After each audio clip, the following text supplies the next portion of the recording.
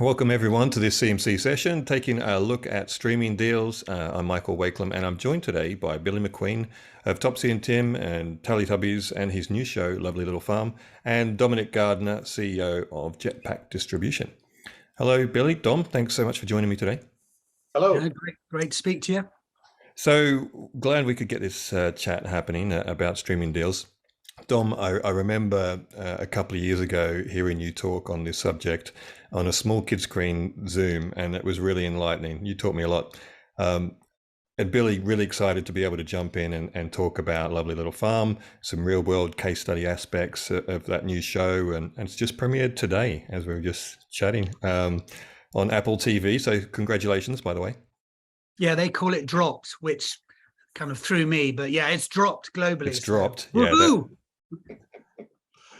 I guess, first of all, it would be great to jump in with some thoughts from you, Dom. You know, we've all seen the headlines and read the trade news that paints a picture of the streamers as they are now, and that's, I guess, that picture is a little less rosy than it was even 6 months ago.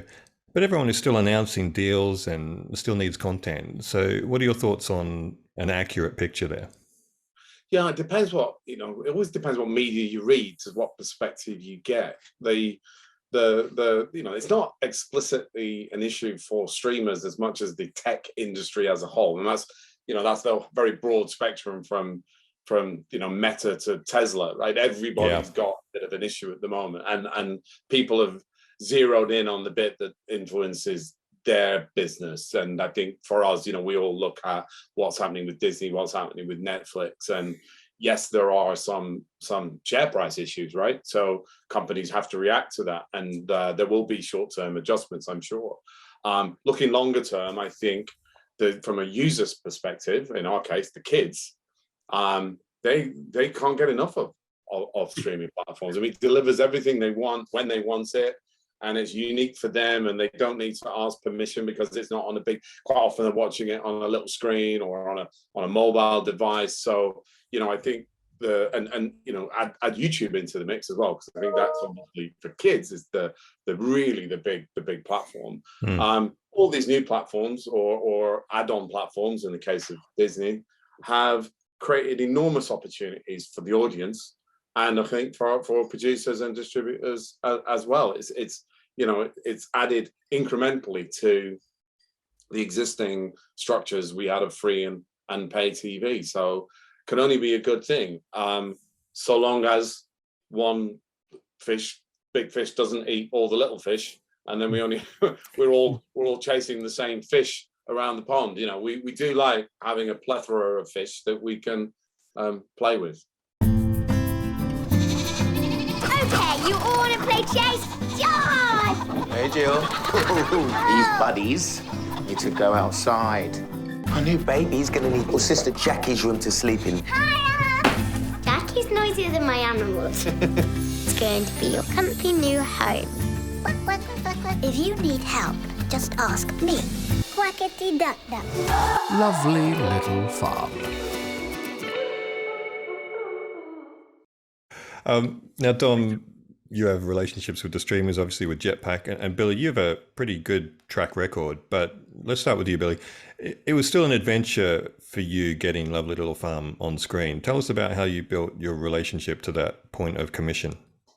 Well, I think it's really worth pointing out to everybody at CMC who wants to try and meet the VODs, that just from the get-go, when they were starting up, Amazon, Apple, all those teams, they were just 3 or 4 people controlling all commissioning for the world.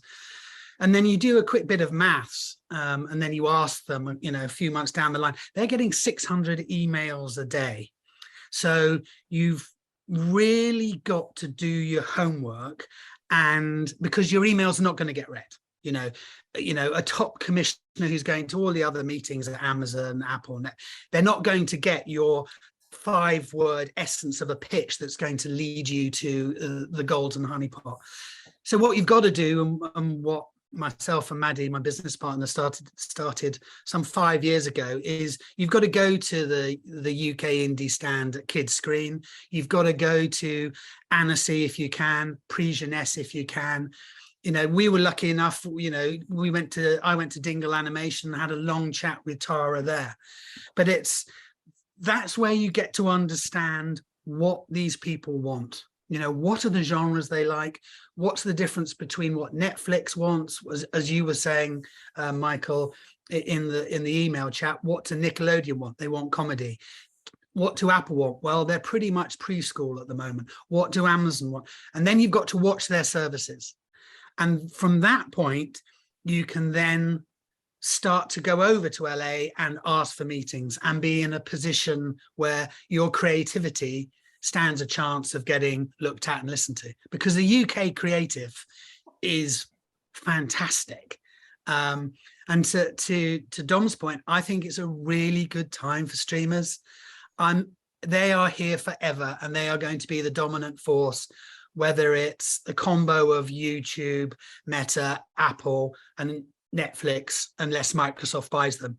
It is the big global play, and UK creatives, actors, writers, IP makers, producers, we got to get in there, because Brexit has just let the French and a few other people slipstream us, is my opinion. Yeah, I mean, that's an interesting point, because we do think of these massive tech companies of having massive headcounts and oodles of money and resources, but often it's these small teams, isn't it, dealing with a specific genre? Yeah, I mean, they have the finance, and they have the breadth of vision, and they have personal passion. But yeah, they are small. They are tiny teams, and that's why you've got to know what their passion points are, and if you fit. I mean, the other key thing is, if you don't think you fit, or you don't like that person, or you're not going to get on, do not do it. That's where you've really got to do your research. Yeah, I mean, this is something that we hear over and over and over again, isn't it? That if you go into a show, especially an animated show, it's a relationship for many years, and you need to get along with these people. Dom, what advice would you have for indies about getting their foot in the door for streamers? I'd say, is there a certain level for indies, a certain level you need to attain before you'll even get noticed? I think just going to go back a step onto sort of Billy's point. You were talking about the scale of these organizations. And, before we started Jetpack, which was about 8 years ago now, I used to work for Disney. And what I remember when I started Disney was just how many people there were all over the world responsible for very, very small territories. And fast forward to today, there's less and less people. You really are now focused on a very small group of key decision makers. They may have a big team beneath them, but ultimately they're making a decision for the entire world. So I think, and it can feel daunting to develop a relationship with somebody who has that kind of power, particularly if you're fairly new in the industry. You may have some great ideas. My advice, obviously from self-interest, from a distributor's point of view, is there's a shortcut to that, and that's where you have a distributor or a sales agent, depending on what it is you're actually trying to produce and sell. Because we've been doing it for years and years and years, and we have relationships, and we maintain relationships as these people who are very powerful and are very knowledgeable and sometimes hard to reach.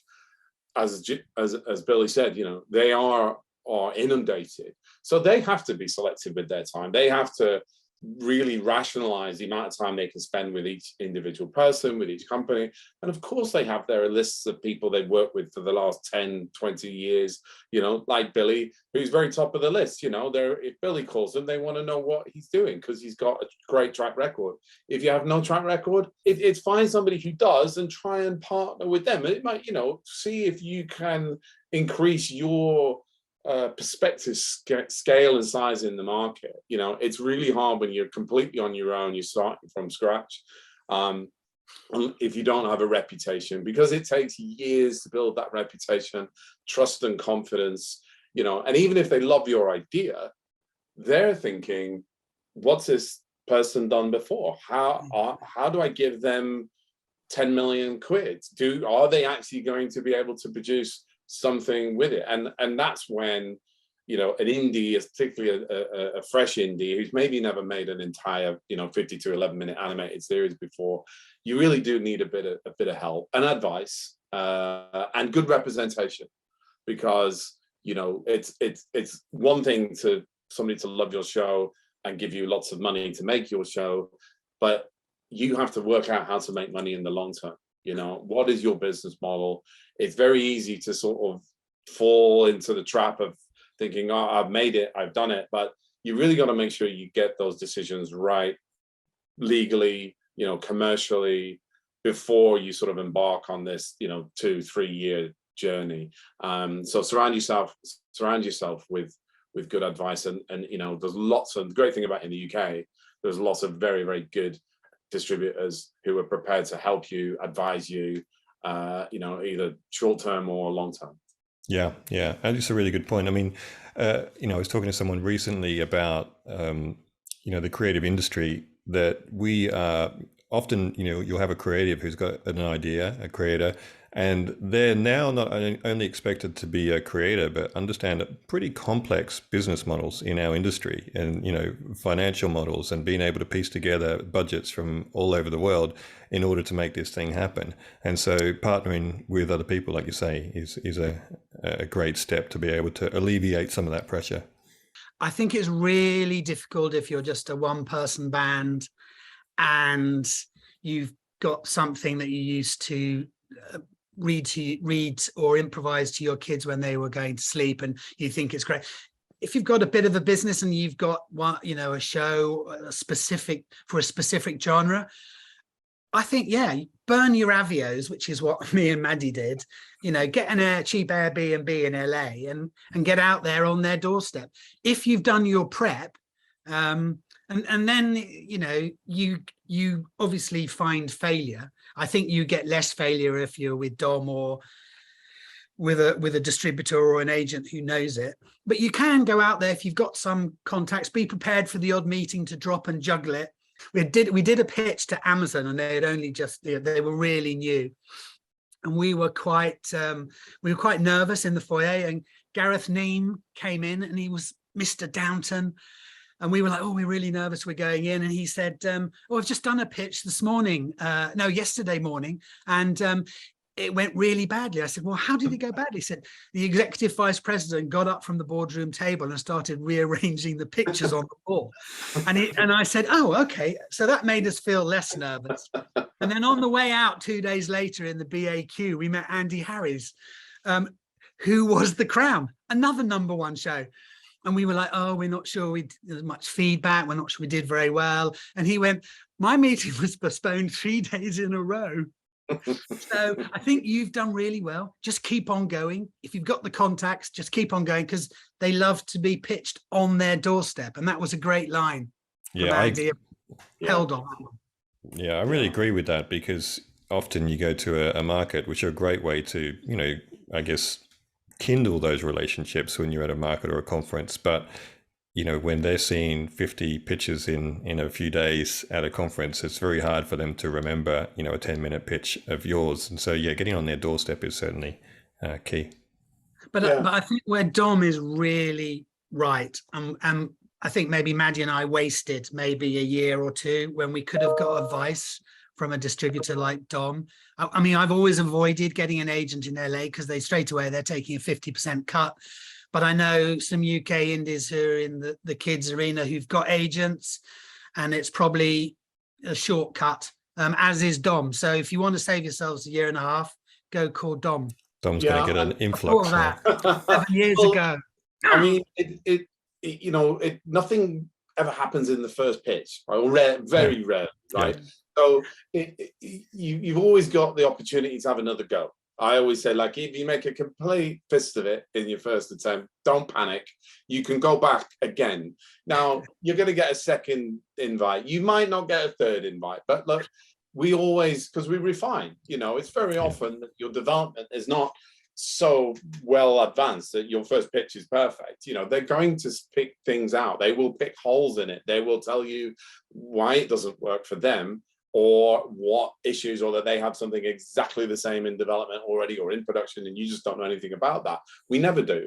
We're always pitching blind. You know, we don't know what cards they're holding. And as soon as we pitch, they immediately go, look, here we have a show exactly the same. So you've got to be adaptable. And that's why you then ask for the second pitch. Can we come back to you? If I go away and redevelop this, and if I take out, you know, the donkey and the balloons, will it actually move forward? And that is a conversation, and that's where relationships are. You know, the people I think in those chairs are there, you know, they're desperate to find things that they want to fall in love with, and they do fall in love with shows, and then you turn the page and they go, oh no, we can't, it's got a car in it, we can't do a car show right now.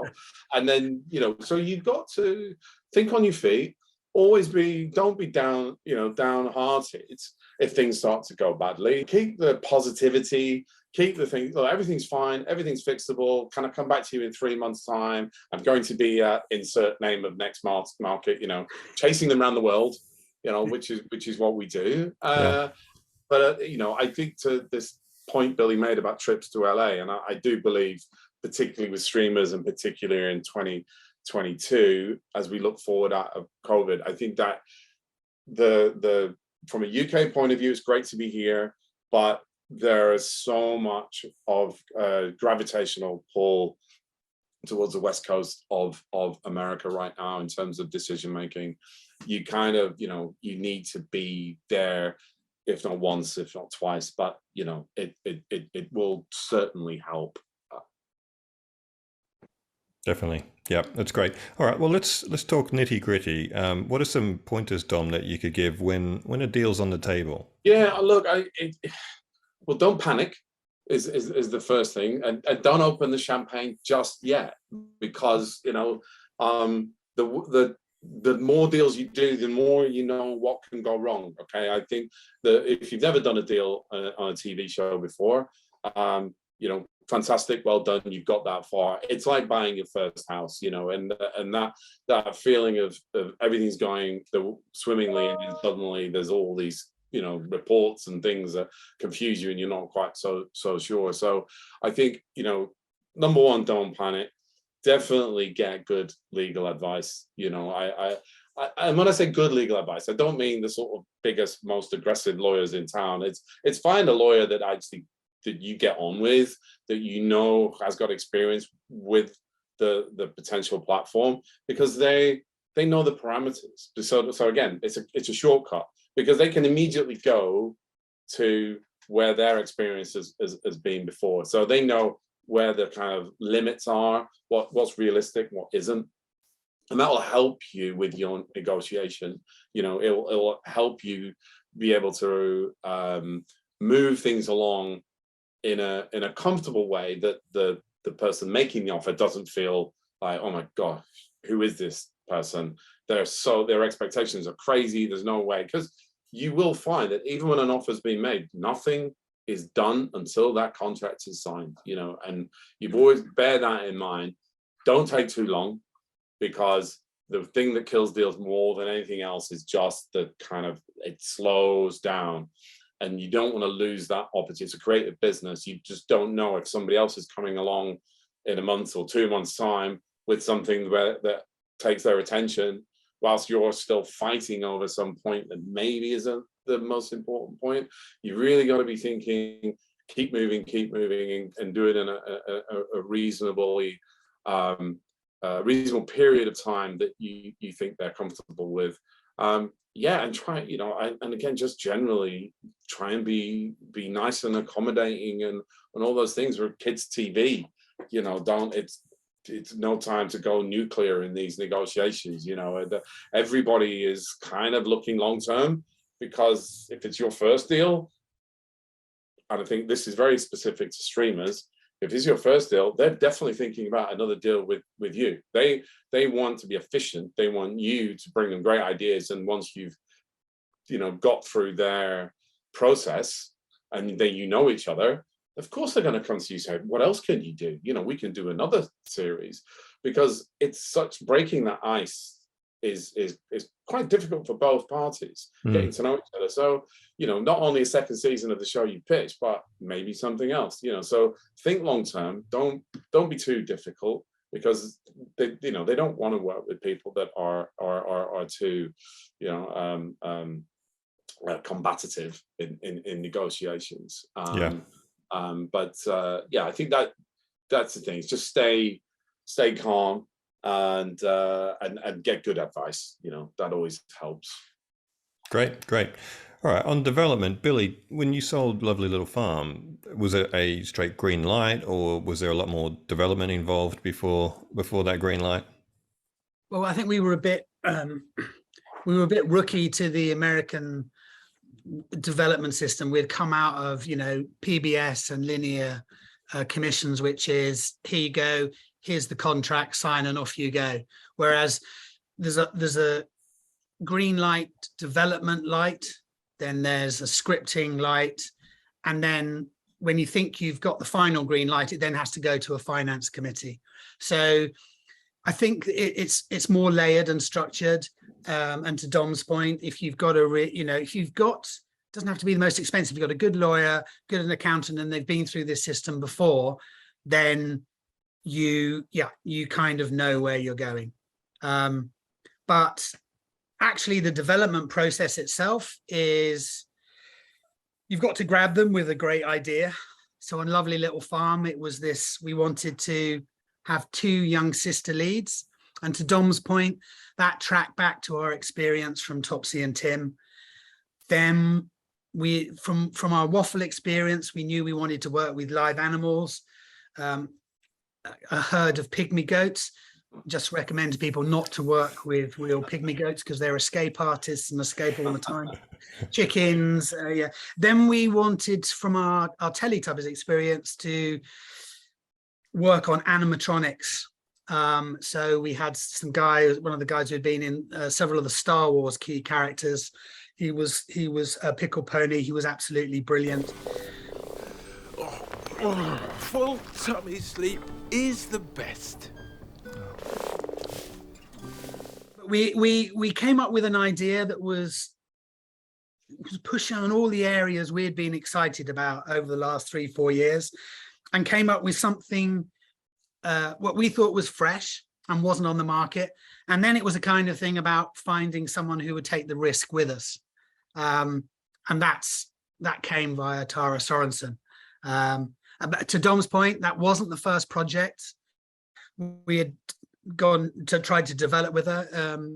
Sometimes during development, you work out that the show is not going to deliver what you want. Either you or the commissioner, and you put it, you step away, your development costs are covered, and you go on to another idea. But to his point again, if you're that honest, then people want to work with you again.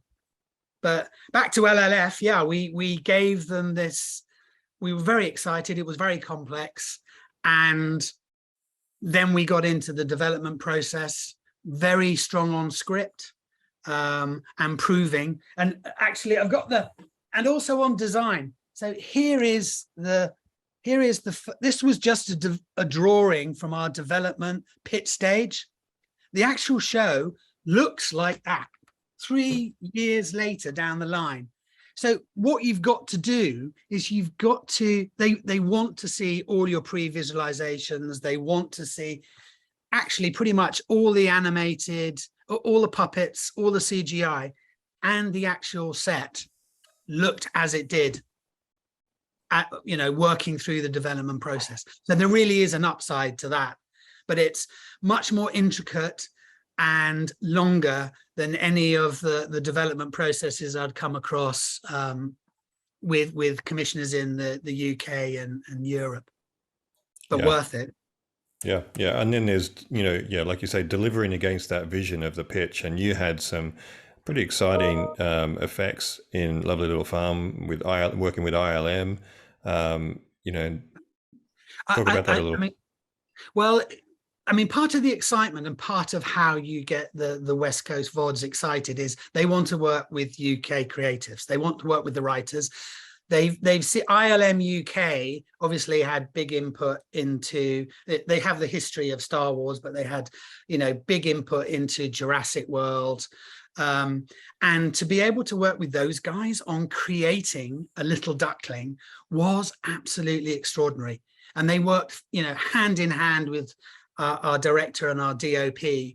And I think Quackity Duck Duck is going to be, you know, is just going to be a stunning success for both the younger audience, but as a family audience. And then you're just into selling in, you know, the animatronics and puppet expertise in the UK. Yeah, more Star Wars stuff, you know, the Teletubbies, reboot and the original. We've got such a rich, you know, design. You know, we had a new young designer in costumes. They absolutely loved her at Apple. And then you come really crashing down to earth when all the studios are full because everybody wants to work with Brits creators, and you have to build a farm location by the M25 in a valley that, as we found out, floods in winter.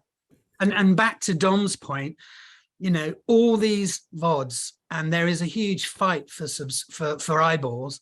They've got them. A lot of them have got the eyeballs. Now they've got to keep them.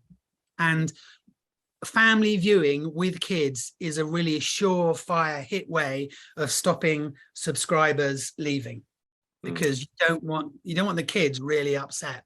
Definitely. Dom, if I can just rewind a little bit to you were talking about, you know, coming to you, creatives coming to somewhere like Jetpack. So do you take shows in development at that stage to streamers? Absolutely. We've recently just restructured the team so that we've got a more balanced structure, not only in terms of selling, but in terms of acquiring. So we're trying to increase the number of shows that are coming to us at a developmental stage. We're not currently actively developing ourselves, but we're providing feedback, advice, etc., and making, bringing talent or making introductions, particularly for creators and producers who maybe don't have a big track record. So we're spending more time recommending studios, matching studios, looking at co-productions, all on that side of things. And there's a reason for that, and that is because a lot of the streamers, particularly, are more interested in taking all rights and complete buyouts for shows. So, in a sense, I think that's why a lot of other distributors are going down the production route, because they want to be more involved in the production of a show. Now, we've taken a decision not to do that. We want to retain our independence.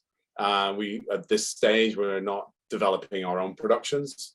So we're just more advising producers. We're coming on board, and we're helping with the pitching, of course. So when it comes to arranging meetings, who to meet, we've got our development slate now of titles that we're working on, many with quite established producers already. Mm-hmm. But sometimes the producers are out there themselves also pitching. We kind of work that out between us, how it's going to be, to avoid confusion and duplication. But it's for a lot of producers, they could probably all name 10 like people that are big and powerful that could make their show. They probably just don't know the 10 to 20 that are out there, and sometimes the 20 to 30 that we can get pre-sales from. We can build interest early doors, and so we're able to really just maximize not only the volume of pitches, but the speed at which those pitches happen, because we're at every market in the world. So there's always going to be somebody we're a market we're at where we're meeting going to be a influential Brazilian broadcaster, or somebody in Japan or wherever. So yeah, we're not just purely about selling finished tape to broadcasters. We're much more strategically involved at earlier stages. I think that's a really interesting step up from distribution, because people like Dom could would have been able to point out to us on Lovely Little Farm that, yeah, we wanted to cast kids who were not trained performers, and he would have known that that was acceptable and would be encouraged somewhere like Apple. So it gives you that step ahead. So when we were going, like, we searched the UK, we looked at 1,500 kids from John O'Groats to Land's End, and that was always what we aimed to do. And if you put that in your pitch or when you're talking, it's great to know that actually they only want people who are over 16, and actually they want young adult zombies. They do not want a farm show with a bizarre hybrid mixture of incredibly complex real puppetry animals, CGI animals. He can give you directions. And I think that kind of far more sophisticated and involved distribution model is got to be the way forward. Because these budgets are so much bigger, they're so much more complex. For the first time ever, we had two senior consultants from film as head, managing the deliverables, because the deliverables is almost like, our core team of 9 people, a DM. It's that again. Yeah, you led on to my kind of final section there, Billy. I was going to, Sorry, I didn't mean to. No, that's totally fine. So, deliverables is, a beast with streamers, and it can vary widely, can't it? So, it also impacts the financial model, depending on how many markets you need to dub, the content for, and what is agreed up front that you're paying for versus them. Dom, can you touch on that a little? Yeah, I think it was something, I guess, 4 or 5 years ago when Netflix kind of burst onto the scene, that people were like, oh yeah, and I'll deliver to Netflix. But what they hadn't really appreciated was the quality control mechanisms that they were expecting. It was just way above and beyond that anybody was used to. Out of it kind of came this whole sort of subsector of an industry of people, of facilities companies that became, certified Netflix delivery company. And everybody thought, oh, that's great, because now there's a company that will deliver. But what they didn't realize was that Netflix weren't paying for that. You were paying for that. And these companies that were certified were now in a very comfortable position of being one of only a few certified companies. Lo and behold, the prices were quite high. And so independents were then like, well, is there not another option? And you were just, as with most of these streamers, just told, no, this is how it is. This is the way we want to work. We're efficient tech companies. This is how we are. Completely. So you had to go down that road, and everybody realized that, whereas their delivery costs were, not insignificant, but were manageable, suddenly were quite significant. And the levels of rejections for all sorts of, tiny misdemeanors, particularly in animation, suddenly people were having to go back and fix. And as we all know, fixing things in animation is always an expensive procedure. So yeah, deliverables, and it's still the same today, and what's also interesting, just a little nuance within it, if you are working for Apple and they are paying for pretty much everything to a degree, then you're all right. If you're working for one of these other streamers, like a startup streamer or an AVOD that only does revenue share, you're not getting anything up front. So if that streamer comes to you and says, right, these are our deliverables, and you have to remaster your entire series and produce American closed captions and maybe do audio description and do all these other things that you didn't previously have in your budget, yes, it's a consideration. And with those guys, that's your cost. You have to advance that, or your distributor has to advance that, and then fingers crossed that it's going to generate enough money through the revenue, through the ad revenue, that's going to cover it. So we are in a world now where there's a lot of new platforms springing up, a lot of fast channels, and so they're very exciting in one respect, but they're much more risky than the old model of, here's everything you need, go away and make me the show. Great. Billy, can you talk to that at all in regards to your experience on Lovely Little Farm? Well, I mean, the players like Apple and Netflix have that's covered in the budget. I think if you can somehow structure a carve out continents in a Netflix deal, then you have to have an eye on the deliverables. I always call it the patchwork deal versus the very big duvet deal. And the patchwork quilt deal is you're trying to get TF1 here, a country from say the Philippines there to put in money. I mean, Dom's an expert on this. You're getting 15 broadcasters to put in, and that hopefully that patchwork quilt becomes something that the Tates Modern want in 20 years time, and you recoup all your budget deficit. Recently I've just gone straight for the large warm duvet, which is they'll cover all the costs. You can get a bit of a premium. And you don't have to bite your fingernails for 15 years hoping your budget deficit is going to get repaid. But you can see what's coming a year or two down the line. You're going to go, okay, yeah, we know how this system works now, but actually we need to have a bigger position on the back end. But for the moment, I'm going, let's work out how this VOD business, which I think is the future, is going. And then I'm sure there'll be tier levels amongst it about how the deals are done. And then, I'll be ringing up Dom. I won't be trying my luck on that. No way. He's really good at stitching together the cuts. And I might even return his call as well, Michael. Yeah, you might. Yeah. No, I think that just the way this market is going, I think subscription has been a boon for a lot of producers this last 5 to 10 years.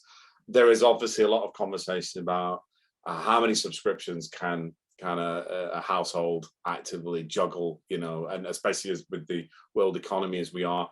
Advertising is always the supplementary way that companies make up money when subscriptions are falling back. So the way the advertising world is moves, who knows whether the hybrid of subscription and advertising looks the way that some of them are going to be in the future. And I think that might change the way that we're compensated. Yeah, it may even end up looking like cable TV with all of these individual streaming platforms. Yeah, who not? I mean, I think there's room for more platforms. To be fair, I think we're very, the moment the market is very US centric. I think with maybe iPlayer and BritBox, who knows from a UK whether there's room for more players that are either UK or European originated streamers. I think it's going to be interesting to see how that works out, or whether it just becomes a global domination by a handful of companies. Great. Any final thoughts from either of you gentlemen? I think it's much more positive than some of the newspaper media reports have been about. They were all desperate for Netflix to get a kicking and people like that. And you've got to look beyond that. I think so. Positive. I'm up for getting humiliated in a few more pitches. Bring it on. And then you just got to get back on your bike and get going again. Gents, thanks so much for your time today. It's been a real pleasure. Thank you very much. That's good. Thank you.